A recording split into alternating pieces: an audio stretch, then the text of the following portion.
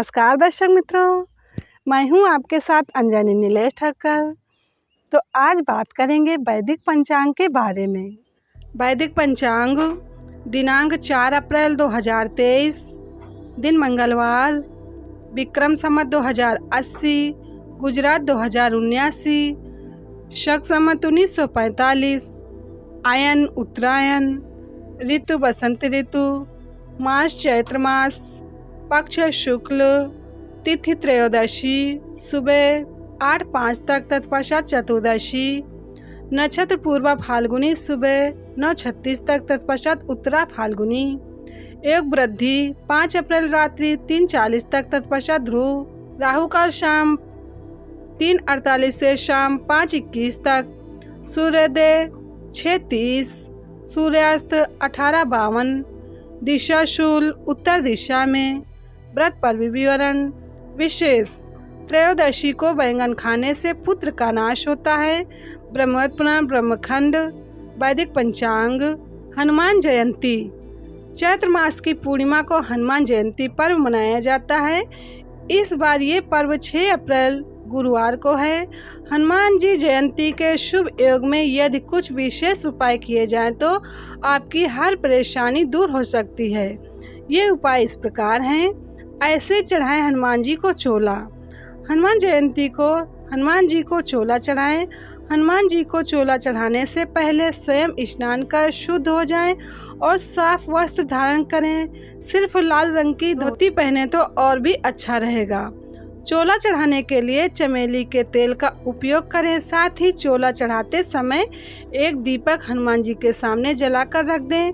दीपक में भी चमेली के तेल का ही उपयोग करें।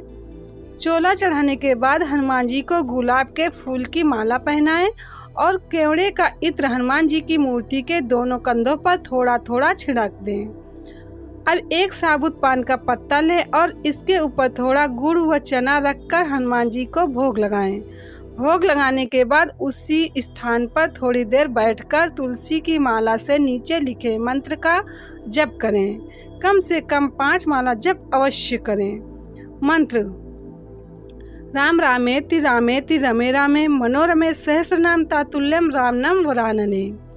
अब हनुमान जी को चढ़ाए गए गुलाब के फूल की माला से एक फूल तोड़कर उसे एक लाल कपड़े में लपेटकर अपने धन स्थान पर यानी तिजोरी में रखें। इससे धन संबंधी समस्या हल होने के योग बनने लगेंगे। करें बड़ के पेड़ का यह उपाय। गुरुवार की सुबह स्नान करने के बाद बड़ यानी कि बरगद के पेड़ का एक पत्ता तोड़ें और इसे साफ स्वच्छ पानी से धो लें। अब इस पत्ते को कुछ देर हनुमान जी की प्रतिमा के सामने रखें और इसके बाद इस पर केसर से श्री राम लिखें। अब इस पत्ते को अपने पर्स में रख लें। साल भर आपका पर्स पैसों से भरा रहेगा। अगली होली पर इस पत्ते को किसी नदी में प्रवाहित कर दें और इसी प्रकार से एक और पत्ता अभिमंत्रित कर अपने पर्स में रख लें। घर में स्थापित करें पारद हनुमान जी की प्रतिमा। अपने घर में पारद से निर्मित हनुमान जी की प्रतिमा स्थापित करें। पारद को रसराज कहा जाता है।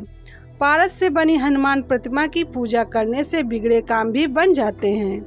पारद से निर्मित हनुमान प्रतिमा को घर में रखने से सभी प्रकार के वास्तु दोष स्वतः ही दूर हो जाते हैं।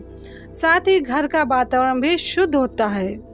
प्रतिदिन इसकी पूजा करने से किसी भी प्रकार के तंत्र का असर घर में नहीं होता और न ही साधक पर किसी तंत्र क्रिया का प्रभाव पड़ता है। यदि किसी को पितृदोष हो तो उसे प्रतिदिन पारद हनुमान प्रतिमा की पूजा करनी चाहिए। इससे पितृदोष समाप्त हो जाता है। शाम को जलाएं दीपक। हनुमान जयंती की शाम को समीप स्थित किसी हनुमान मंदिर में जाएं और हनुमान जी की प्रतिमा के सामने एक सरसों के तेल का व एक शुद्ध घी का दीपक जलाएं।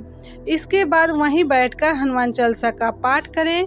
हनुमान जी की कृपा पाने का ये एक अचूक उपाय है। करें राम रक्षा स्तोत्र का पाठ। सुबह स्नान आदि करने के बाद किसी हनुमान मंदिर में जाएं और राम रक्षा स्तोत्र का पाठ करें। इसके बाद हनुमान जी को गुड़ और चने का भोग लगाएं।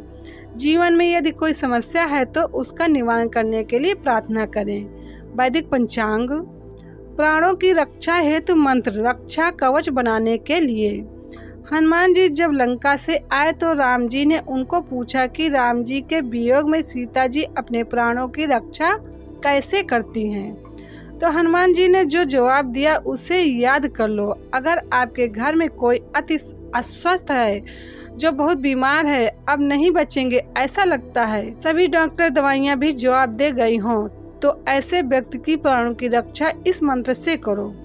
उस व्यक्ति के पास बैठकर ये हनुमान जी का मंत्र जपो। तो ये सीता जी ने अपने प्राणों की रक्षा कैसे की है, ये हनुमान जी के वचन हैं। नाम पाहरु दिवस निशि ध्यान तुम्हार कपाट, लोचन निज पद जंत्रित जाहि प्राण के बाट। इसका अर्थ भी समझ लीजिए।